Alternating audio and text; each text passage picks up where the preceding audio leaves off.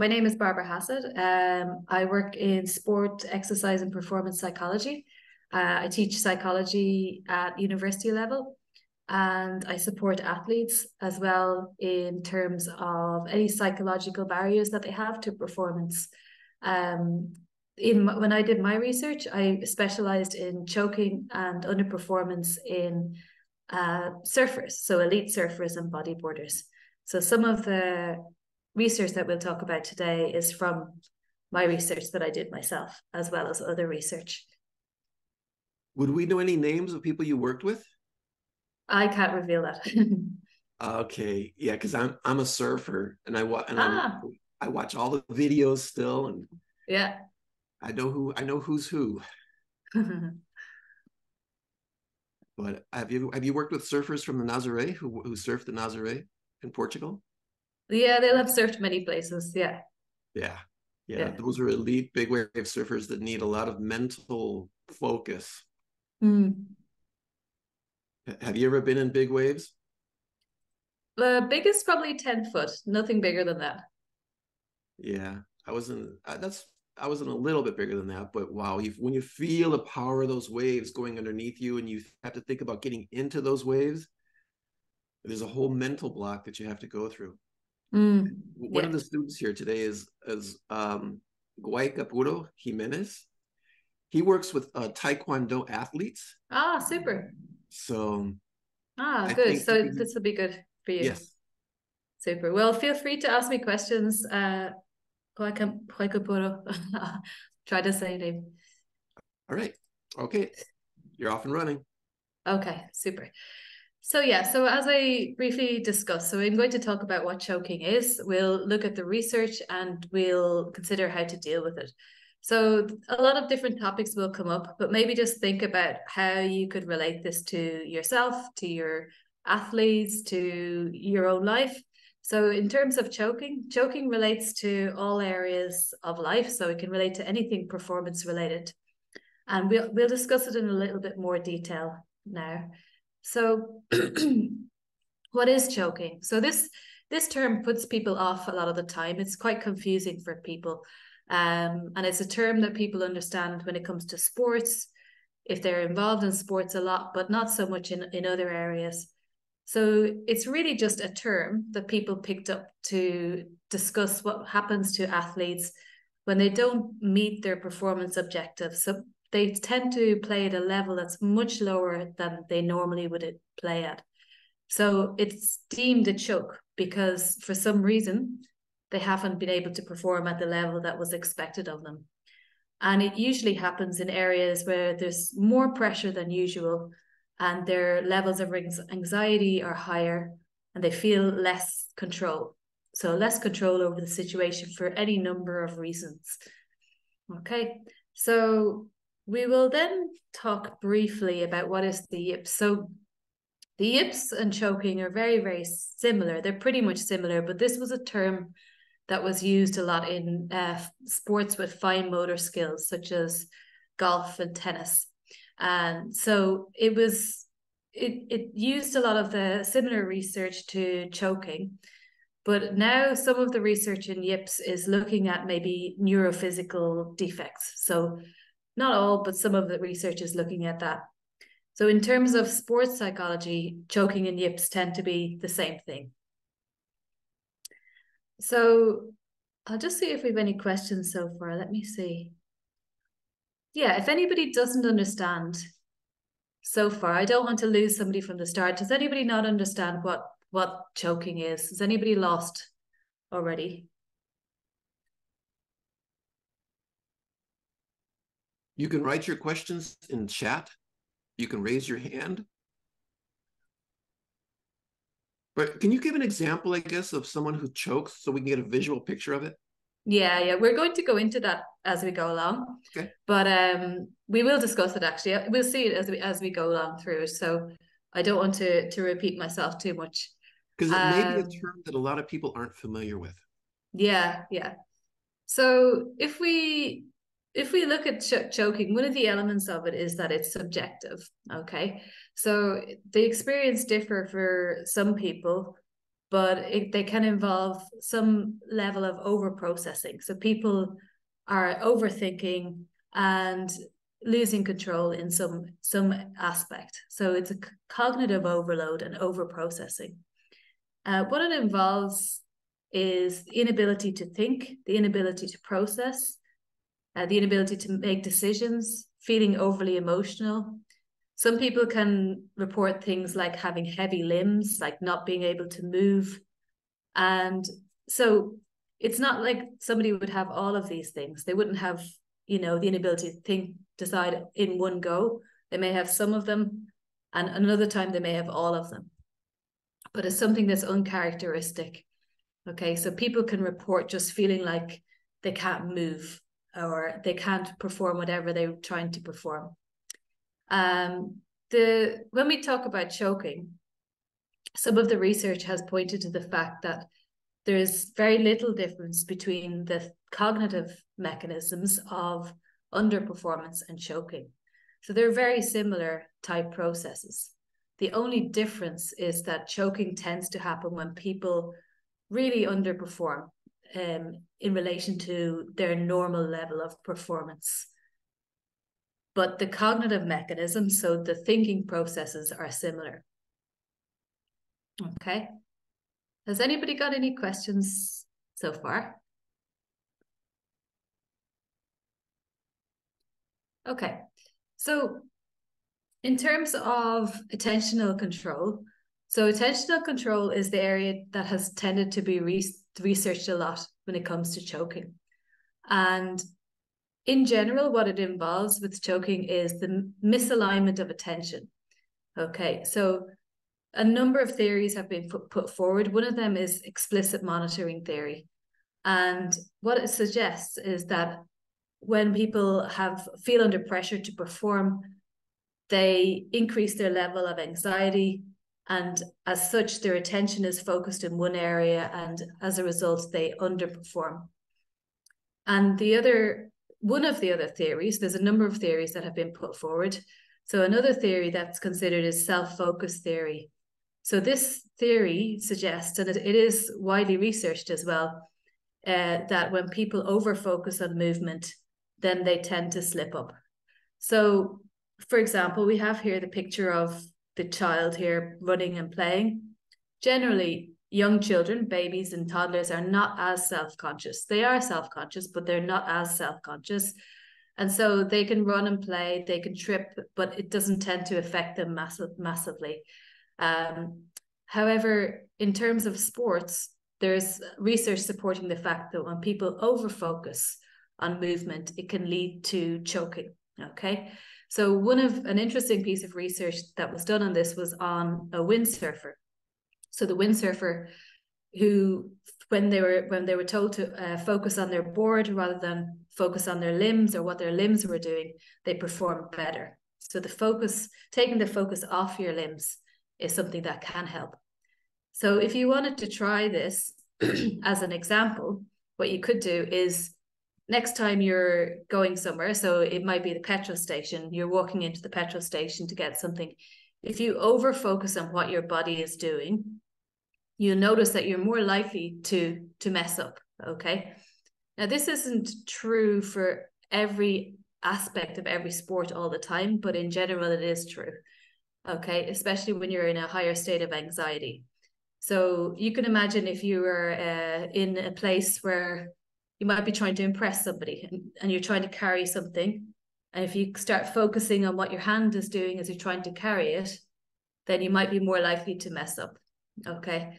So that's one of the theories, self-focus theory. And explicit monitoring is feeling increased pressure to perform and having a higher state of anxiety because of it. So have we any questions about that so far?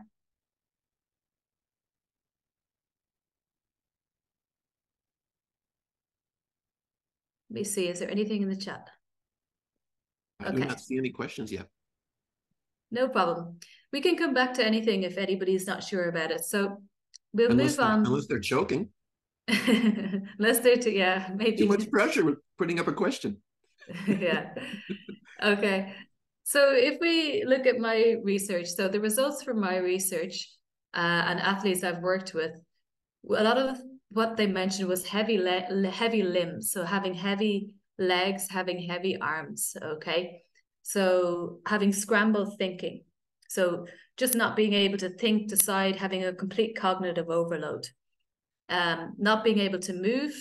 Okay. Shouting is another one. So just acting not like how you would normally act. So shouting and an inability to think.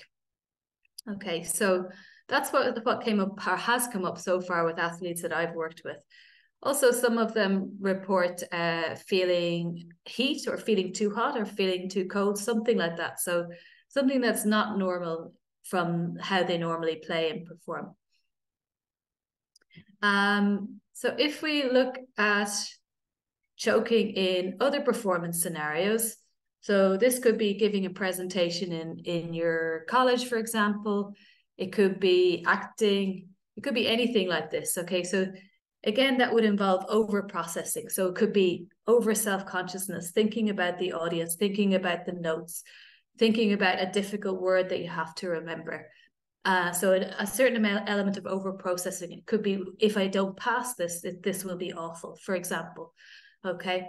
Then it may involve inability to speak. Okay. I'm sure many of you, or some of you might have experienced this where, you might have lost the words for something, forgetting words, forgetting lines, inability to move. Okay. So you might need to go to a different part of the room, but not feeling able to do that. And cognitive overload. So cognitive overload just means too many thoughts in our heads. So we're unable to perform the way we would normally perform and then really, really underperform.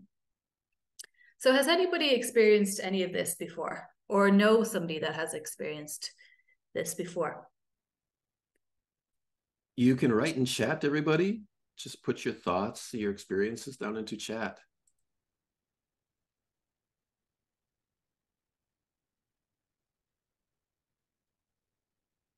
You can write about a time when it's like you freeze up, right?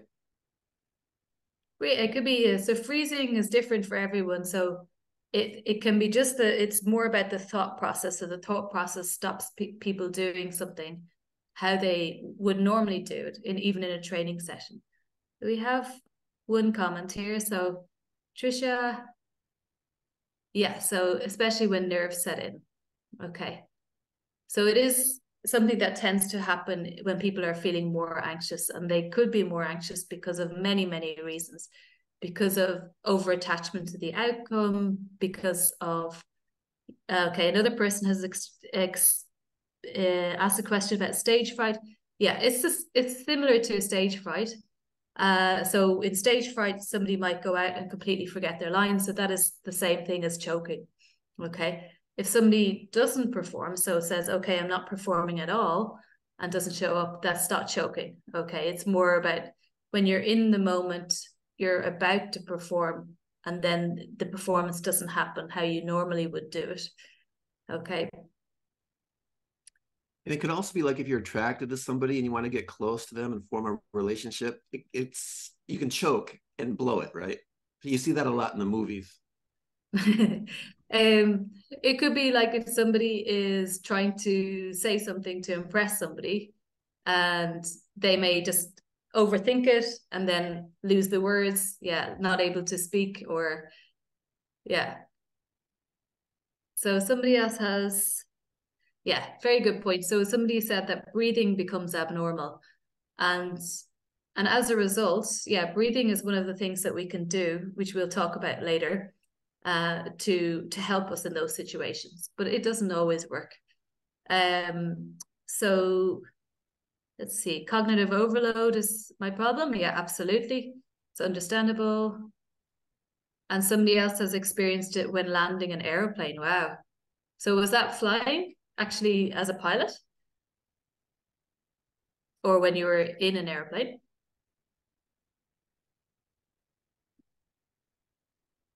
Okay, so I have another question here. Is choking a disease?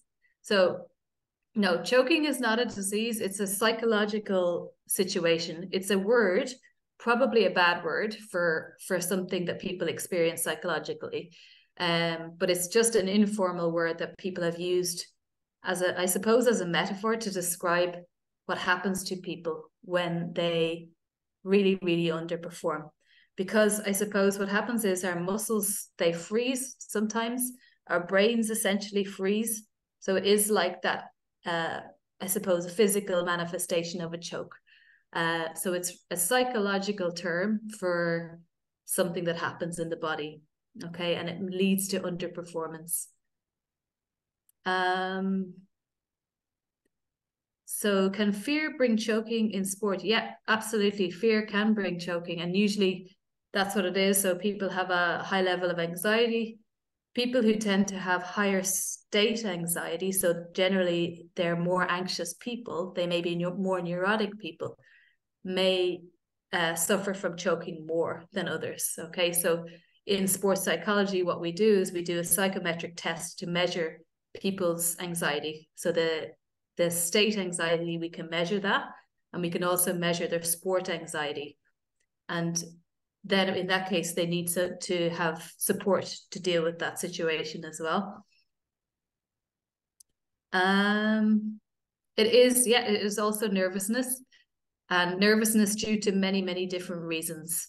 And a lot of it is due to not having control. So feeling that we don't have an internal locus of control, and an over-processing of our thoughts in our minds, and not being able to manage our attention. So we'll look at some ways that people have dealt with this that have been positive to deal with choking. So let me just see if there's any more questions. So somebody else experiences this in sports, playing football. Okay, so I hope you get something useful from today. And here's the question: has choking caused death? No, not in I can imagine in big wave sports. surfing it could, right? Well, in sports generally not. But big wave surfing, probably with big wave surfing, if there's really high level anxiety and there's lack of preparation, then it's a different judgment call, I think. But yeah, I suppose it could cause death in that regard. So as far as I know, big wave surfing, but I don't know for sure that some of the deaths have been like because of the conditions as well. I can't say if the people have been anxious, if they've been highly anxious people, So I have another question here. Please explain choking for adults and children. So for children, they don't experience it as much. Okay. So this is something that people tend to experience more as they get older. But for some children, they may cause them not to take part in sport. However, there is a different side to that people do tend to experience choking in early performance. So when they start to take part in competition at the start, they experience more and more of these. And as they get more experience with competition, they know how to deal with them a little bit better. So for example, teenagers, when they start taking part in competitions, like higher level, more professional competitions, they may experience a lot more choking than they would as adults. Okay, so that is the difference between choking with adults and children. So I'm going to give you a couple of examples here. So we have an example. There's lots and lots of examples from sports, and many of them are in sports with fine motor skills. But we have one here. So Rory McIlroy, the golfer, he played his worst round of golf in the 2011 Masters tournament. So he was leading in the first 3 rounds, and then he shot the worst round in his history of golf in the history of any professional golfer on that 4th day. Okay, and as a result, he has a sports psychologist he works with, and the techniques he uses works for him as well. And it happens in many, many different sports. It also happens in other performance arenas, such as educational, acting, theater, And we will look a little bit later on at an area called maths anxiety. Okay, so you might find that interesting. And I have a question here, which is a good question. So is choking both physical and psychological? It is, absolutely. So in terms of sports psychology, it is primarily psychological and then it becomes physical. So it begins with the thought processes and then it becomes physical. So it affects the muscles, it affects decision making. Okay, so both of them are linked together. Okay, and it's just a term that's used in sports psychology. So there's many sports or many examples of this in other sports. So many cases of teams or athletes playing really, really well, leading a game, playing a very steady game, and then playing the worst shots they've ever played, the worst free takes, the worst penalties, missing balls, that kind of thing. So another example is Novotná, when she was playing Steffi Graf, played the worst 2 serves of her career that led her to a loss. So she was playing, this was in the final 5 minutes of the game or something like that. So she played the worst 2 serves of her career in that time. Okay, and that's an example of a choke as well. So let's just see if we have any questions. Yeah, so is choking spontaneous? Can coaches help their players overcome choking? If yes, how? So yes, absolutely, coaches can, and we're going to be looking at that a little bit later on. Is it spontaneous? Yeah, so people, usually the first time it happens, it takes people by surprise because they don't expect it to happen. Okay, and it tends to affect them emotionally because they may have been really excited about this performance. They normally play at a really good level. Their expectations are high, and then all of a sudden they've underperformed massively. So it tends to affect them emotionally, but it can reoccur. Okay, sometimes there's a strange pattern to it, like somebody might experience it once a year, but other people may experience it continuously for a few months. Okay, and it is something that they kind of get help with. Usually people do get help with it through a sports psychologist, sometimes through their coaches, different things like this. Okay. And it is slowing down of the brain. It's not a slowing down of the brain, it's more of an over processing. So in psychology, neuropsychology, it's like there's a cognitive overload. So there's too much. Have you heard of, if you've heard of analysis paralysis? So there's an over analysis of the situation, and that causes people to underperform. So the muscles and muscle memory is really closely related. Okay, the questions are really good here. This is another very good question. So can choking be involved simultaneously with the entire team? Yeah, that can happen. So a whole entire team can also choke, which involves a huge team intervention to deal with those types of situations. So because then it's about team building, team ethos, team vision. So tackling why that happened and developing pre-performance routines and different areas to help them to deal with that. And signs and symptoms of choking. So this is an interesting question. What are the signs and symptoms of coaching? There aren't signs and symptoms of choking. So like I was saying earlier, it's subjective. So people experience it differently. It's about people really underperforming. Okay. So it could be, for example, somebody who performs at a certain level and they really, really underperform on that day. So it may be that they hit a shot that an amateur player would hit. Okay. It may be that sometimes with some players, you could see, that you could look at how their facial expressions are, but that could happen for many shots that aren't episodes of choking. Okay, so in a way, there aren't signs and symptoms because it's not a medical condition. It's a psychological condition. So it's something that people experience subjectively in their bodies. And as we talked about before, they can experience things like an inability to move, heavy limbs, an inability to think, an inability to make decisions, and playing like an amateur player, much below the level that they would normally play at. Panic. So is panic a part of choking? So choking is related to performance, okay?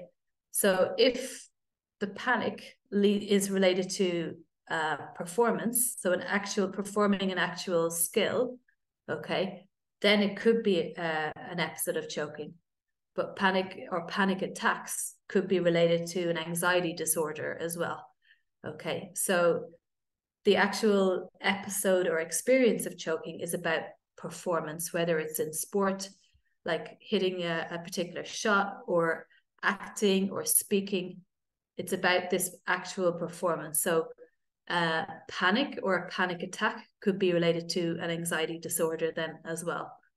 But they are interrelated. They can be interrelated. But these questions are really good. So I'll just move on to this question. So let's talk as a group and see what has everybody experienced in terms of choking or even underperformance, and how did you deal with it? So I'm sure many of you have found ways to deal with choking. What have you found has worked so far?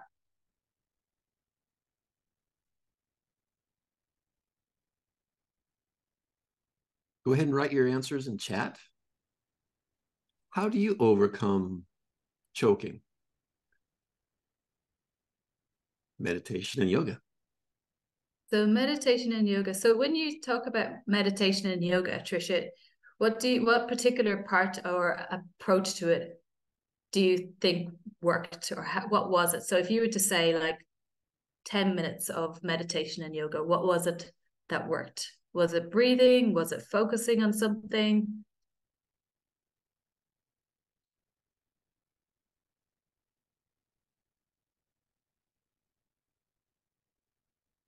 Okay, yeah. So Tricia just answered there. So breathing and focusing. So as an example there, so breathing, and so if we talk about breathing firstly, so breathing is one area that athletes find really, really, really helpful. And it's the thing that came up as most popular for the athletes that I spoke to when I did my research, because it's accessible. Everybody can do it. And it's something that we can do in the moment. Okay. So it's also something that people can do at home. Okay. And it's something that we need to get into the habit of doing so that it becomes really automatic. Okay. And when we're panicking just before the big performance, we can take 5 minutes and focus on our breathing. So it can be something simple like breathing in for 4, holding for 4, breathing out for 4, and holding for 4. Okay. And we can do that. We can do that silently as well, like closing our mouth. Okay. If we're queuing up for something, we can do that breathing. And it does help to refocus, and it reduces the cognitive overload. So breathing and focus can work together. Focus, when we talk about focusing, it could be focusing your attention on something. So it could be anything. It could be on the dog in the room, so that your thoughts are not thinking about this performance coming up. Okay. It could be focusing on the horizon. It could be focusing on something completely different. But the idea is to have a level of attentional control. Okay. So I have a couple more answers in here. Let's see. Singing. Yeah. Yeah, singing and listening to music. So sometimes if you go to competitions, you might see some athletes with headphones in. Sometimes they're listening to like, positive motivation. Sometimes they do listen to music. So people do find music motivating and distracting. So it distracts you from those things that are taking up too much room in your mind. And okay, so what about talking to oneself? Yeah, that's a good point. So self-talk is really important, okay? And that's where we can get more awareness of what's going on in our minds. So even, for example, before a performance, we can write down what's going on, Okay. So it could be something like, I can't mess up. I have to do really well. I must do well. Okay. So we can look at irrational talk, such as I must, I can't mess up. Okay. I have to. Okay. So we can look at things like the pressure that we're putting on ourselves. Okay. And this kind of conversation. And then use our breathing techniques or our focus techniques to redirect our attention again. So watch out for that irrational beliefs like I must do that, I must do really well, I can't mess up. Okay, it would be terrible if I messed up. So those are called irrational beliefs, and we spoke about them, or I spoke about them before in another seminar called REBT. And if we can just write down our thoughts or even speak them out to somebody, whether it's a friend or a coach, and we can bring awareness to them and think of a more helpful thought, like I could do well, okay, and I've got this. So those types of things can help. Has anybody got anything else that they've tried that has helped?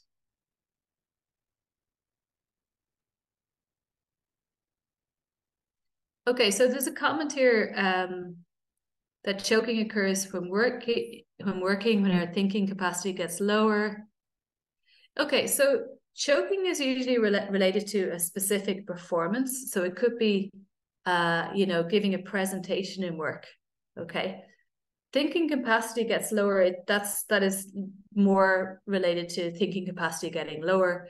But of course, nutrition is important. So if we are not prepared adequately, that's something else that can cause a choke in performance. So sometimes the word choking or the term choking can be used in many areas, but it's usually related to underperformance, a huge underperformance in sports, or even in acting or presenting something, or any scenario where we have to physically perform something. And we can do things to relax ourselves as well. Okay, so let's move on. And I'm going to talk about Sian Baylock. Okay, so you might find her research interesting. So she wrote a book called Choke. It's a very easy read. So if you like this topic and find it interesting, well, I at least would read the book really quickly anyway. And a lot of the earlier research was used in the area of sports, okay, and in areas such as dual task performance as well. So dual task performance was about seeing whether doing two tasks at the same time can help somebody to perform better. So help them to prepare for a performance.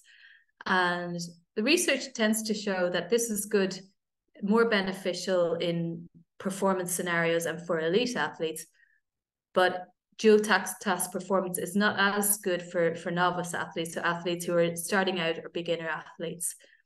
So the focus on two tasks can help people to have that laser-like attention in the critical moments as well. So later research focused on education in areas such as maths anxiety, which you may find interesting. So there's a lot of research in the area of maths anxiety, okay? So more so than areas like reading anxiety. And I don't know if any of you have children or if you teach or anything like that. I'm sure you'll be aware that maths is a subject that tends to produce a bit more anxiety with people. And so a lot of the elements that we can talk about that are useful in choking research can be useful for this as well. And so some of the research that was done was with elementary school teachers, maths anxiety, and students' maths learning. So of course, teachers as well can have maths anxiety when they're teaching, and how this may affect the pupils' learning. Okay, so we have another comment to believe in yourself. Yeah. So believing in yourself is good, but people sometimes struggle with that if they have a lot of challenges. Okay. So they may have normal life challenges that people have. So there could be family problems, personal problems, and then they have to perform at something. So when these things are happening, people's confidence can be lower and they may struggle to believe in themselves as much. Okay. So this is where the locus of control is not manageable, and people need support with how to manage intention in those scenarios. Okay, So I'm going to talk about the results of my research. So in my research, athletes who tended to be over-attached to the outcome, okay, so I have to win, I want to win, this is the last competition, I really have to win, that can lead to underperformance and choking, okay?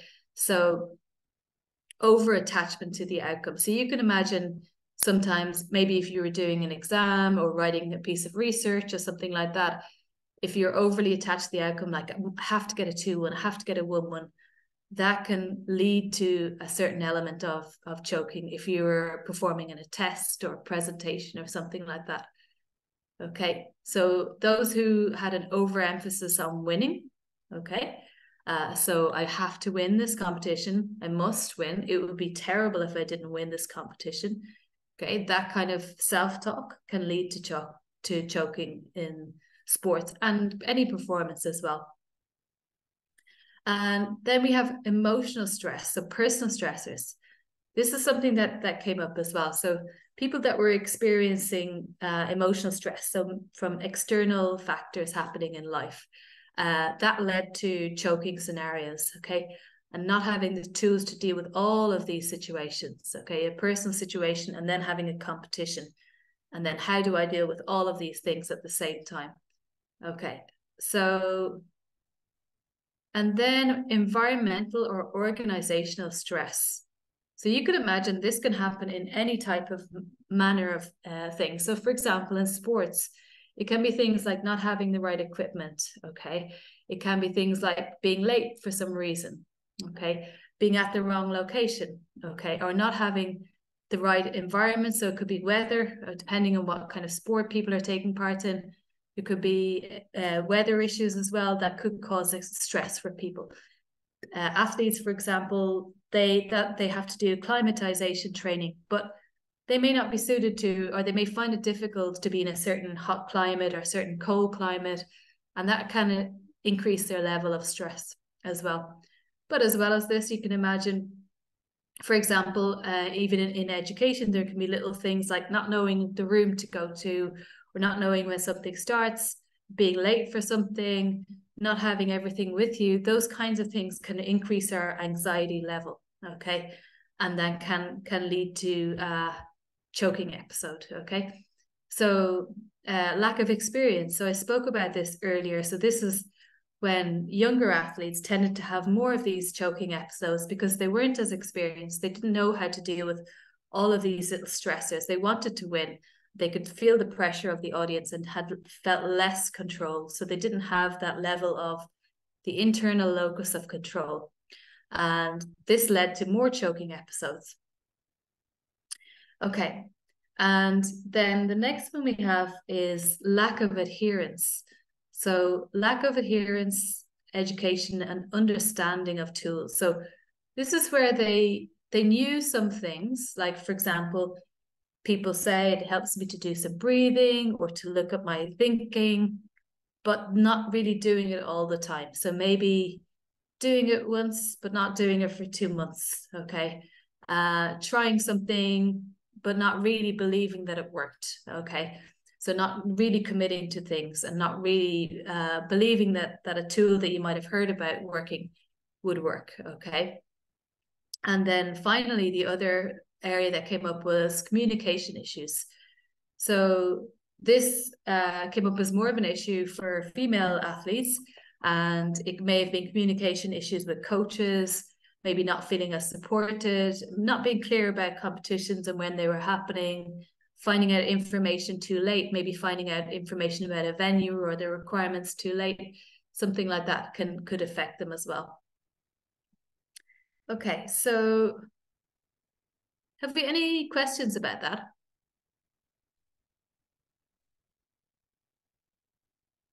Okay, so we'll move on. Let's see. So in terms of optimal performance, so what came up for optimal performance was people who had a more of a process-orientated approach.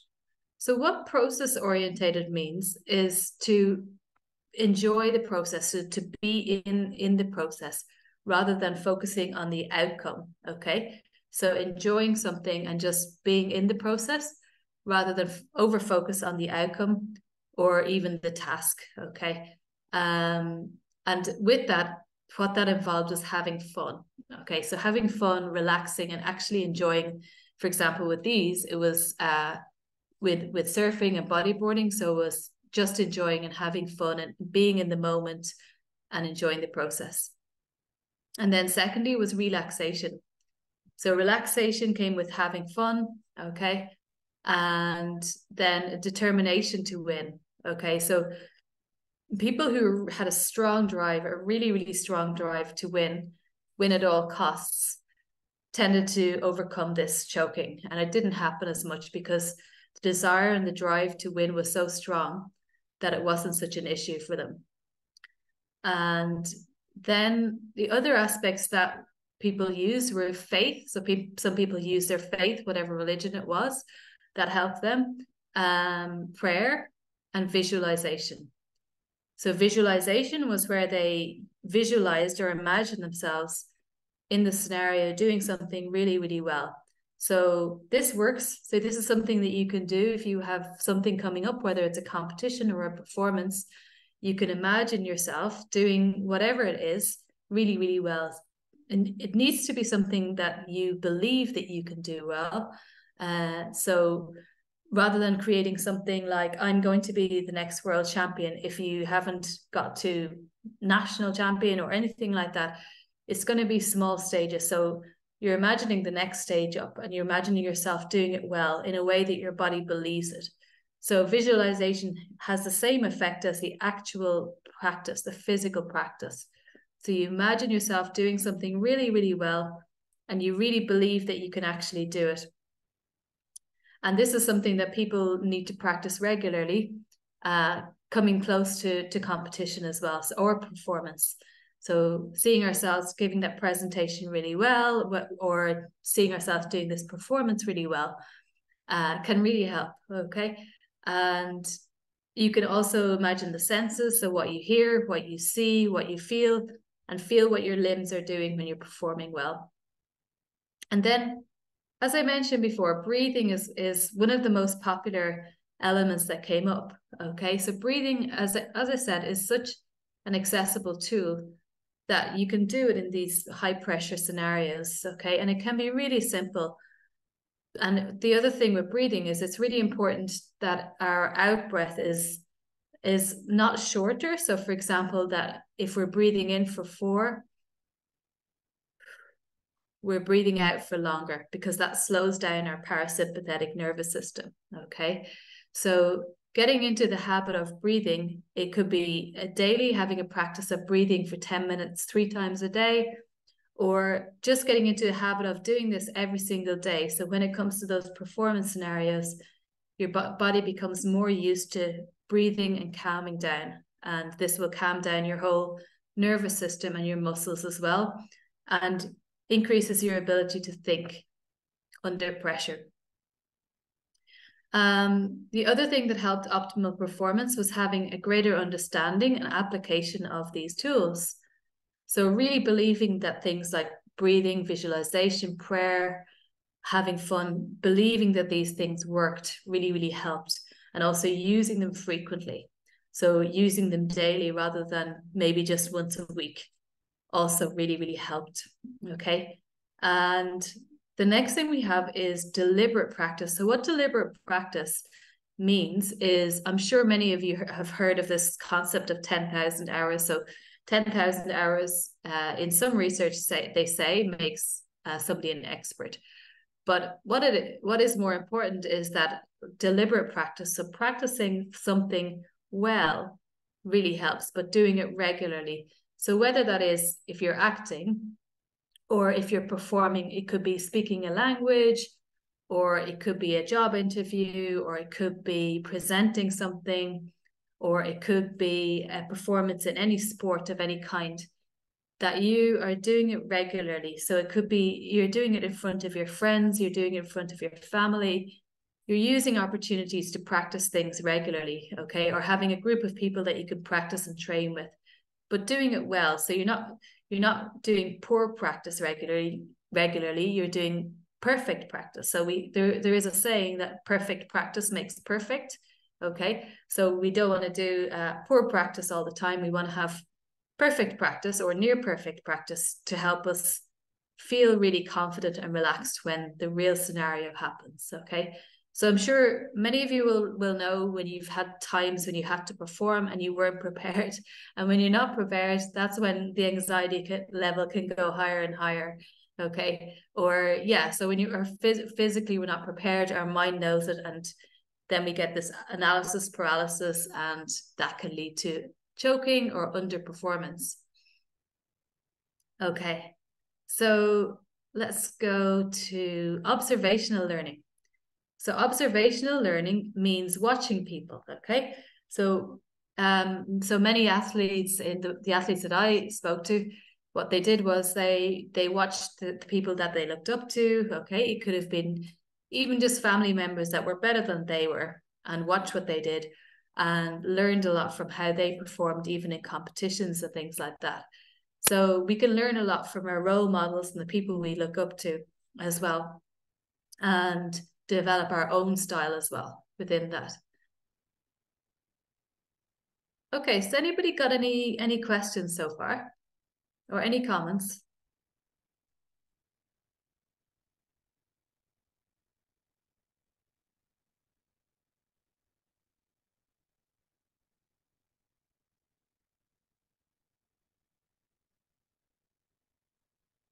Environment. So Trisha made a comment about environment. So yeah, having a hot or cold environment can affect us as well. It can affect some people to this extent that they may feel more anxious in an environment that's too hot or too cold, and it can affect us physically as well.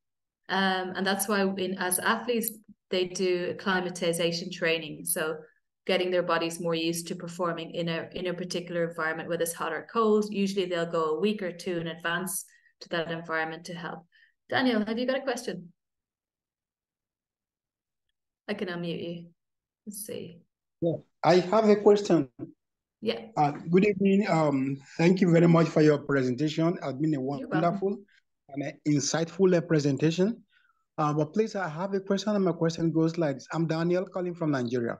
So I want to find out, could this choking, could it be the cause of pains in elbows? You know, if you want to lift up your hands, you feel your nerves is aching, and you feel as if you've been paralyzed. So could this choking cause such a sickness? And if it could cause such pains, what could be the remedy for that? Yeah, so usually it's not usually related to some kind of medical condition. So choking is usually something that occurs in a much shorter time period. So if you think of somebody performing a shot, or even it could be a penalty kick, so that's a very short time period, okay? It could be less than a minute, okay? So it's not related to physical conditions in the body like injuries and pain and things like that. It's now the other side of that though is that injury can increase anxiety. So if you've had injuries before, you may be more inclined to be anxious and then may underperform as a result of that. But if it's something that's ongoing and it's daily, that's not related to choking as such. Okay, thank you very much. I really appreciate it. You're welcome.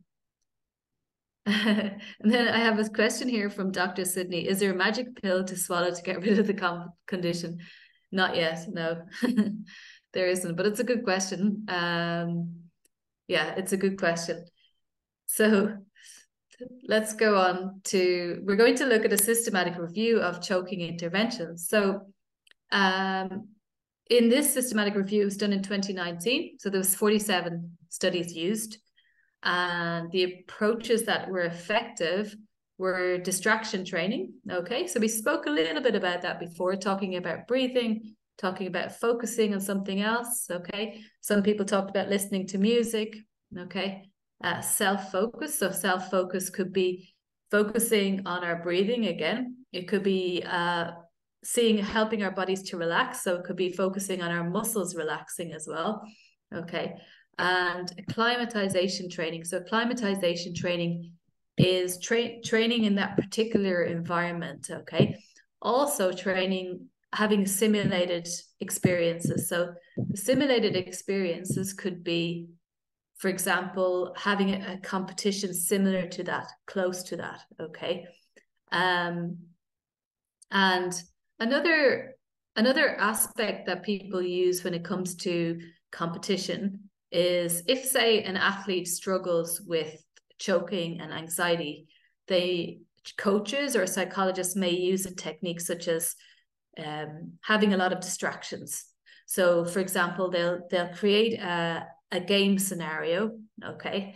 So let's say a game scenario, but on purpose, they will introduce distractions to get the athletes more used to this happening in the real environment, okay?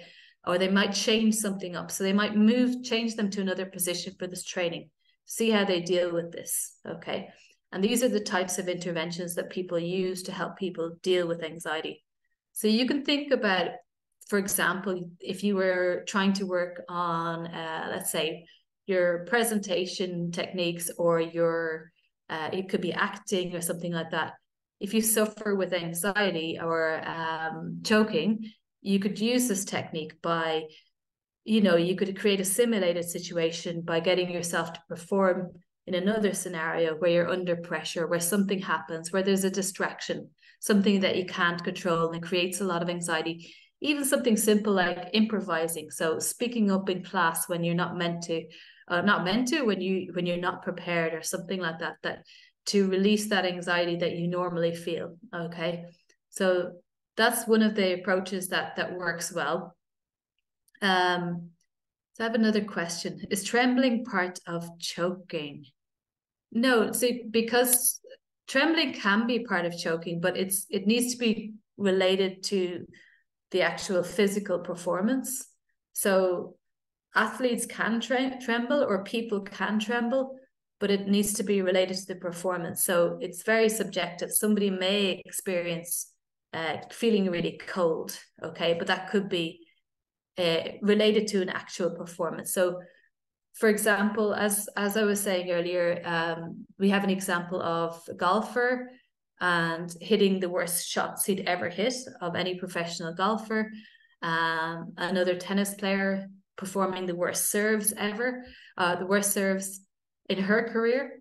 And so it's specifically related to performance, okay? And it's playing a lot below our level, okay? So you can imagine if you're presenting something and you completely forget the words to something that you normally know really, really well. That's an example of choking. And within that, you may be trembling, okay? So another aspect that has... Barbara, can I ask a question? Yeah. I'm not sure if you've covered this, but the most successful moment I ever had in my life of overcoming choking is I had a friend who was a mountain climber, rock climbing, when they climb up steep mountains. So one day he took me and said, let's go climb a mountain. I said, okay. And I wasn't that experienced. And as I was climbing up this very steep and, a little bit dangerous mountain, all of a sudden I could not find a place to put my hands and my feet. I was stuck. I could not move forward, and I didn't know where to go. And my friend said, just look at the rock in front of you and look at its colors, look at its textures. Just focus in on, just see the little details of the rock. Don't even think, just focus in on the rock in front of you. So I still remember that rock right in front of my face, its little colors and patterns. And all of a sudden, my hand moved and my foot moved, and I just moved. And I found a way out of it without.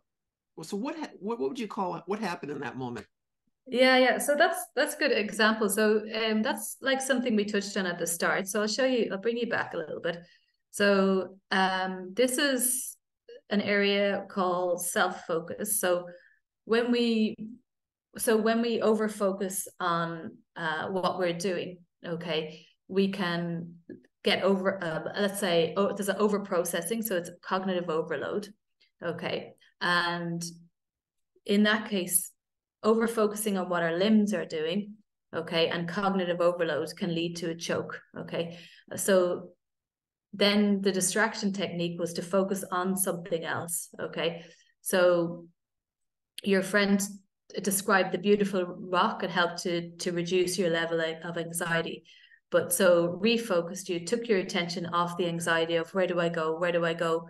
And the focus was on your arms and my limbs, but when you take the focus onto a thing.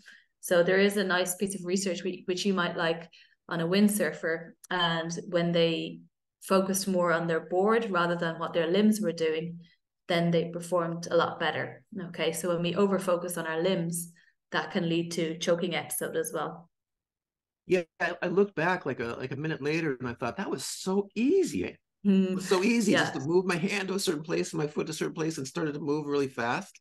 Yeah. And I was like, what happened? Because it was like all of a sudden what I thought was really complicated turned out to be really easy. Yeah, yeah. And you said you were a beginner at that stage, were you? Yeah, I had never really climbed like that before. No. Yeah, yeah. So that's also another aspect to it. So deliberate practice that we were talking about as well. So the deliberate practice increases your confidence too. So that's quite normal for people to experience that level of anxiety in a new scenario as well. And not everyone will have it, but some people do get that as well. And it could be for any number of reasons. So it could be that somebody has more state anxiety. It could be because of having more emotional pressure at the time. So lots of different aspects can cause this as well. Okay. So I have another good question here. Can one come out of choking and get into another performance zone? Yeah, absolutely. So yeah, you can perform beyond your expectations as well. And sometimes people do that. They perform beyond their expectations and then they choke. So that it can be really confusing for them, you know. So these techniques that we were talking about are things that people use. So for example, pre-performance routines. So pre-performance routines are like regularly using a routine such as breathing. Okay, so it could be the approach of breathing in for 4, breathing out for 6. That can be a pre-performance routine. I'm sure many of you watch games and you see people doing things like light little stretches. Okay, those are sometimes pre-performance routines for people. It can be some self-talk like I've got this, we've got this. Okay, it can be listening to music. So people tend to develop a routine that they do regularly that helps them to calm down and stay calm. Okay, quiet eye training is something that's used for people who perform specific shots. Okay, this was used a lot. A lot of the research was used for golfers, and the focus is it's quite scientific. So they do eye tracking and bring attention to where the eye goes right before it's about to perform the shot. Okay, so that's quiet eye training.